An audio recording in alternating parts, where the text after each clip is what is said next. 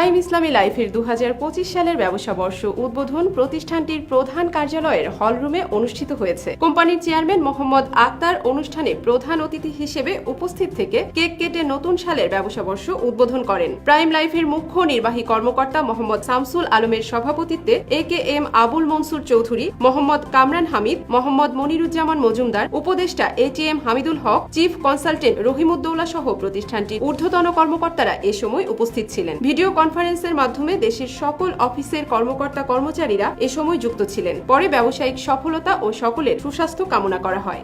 আমরা 2024 খুব সুন্দরভাবে সমাপ্ত করেছি এবং 281 কোটি টাকা আমরা গ্রাহকদের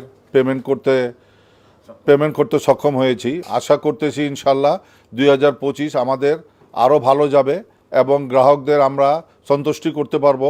আপনারা ভবিষ্যতেও আমাদের সাথে এভাবেই থাকবেন, ইনশাল্লাহ আপনাদের কোনো সমস্যা হবে না, এইটুকু আমরা গ্যারান্টি দিতে পারি। প্রাইম ইসলামী লাইফ এবং শরিয়া ভিত্তিক বাংলাদেশের মধ্যে একটি সুপ্রতিষ্ঠিত কোম্পানি।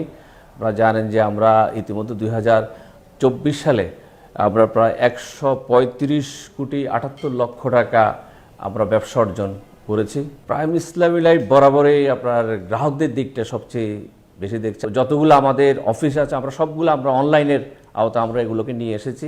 আমরা চাচ্ছি আমাদের যেটা আছে আমরা প্রতিটি মানুষের গোড় দৌড়া আমার ইন্স্যুরেন্স সেবাটা পৌঁছে দেওয়ার জন্য।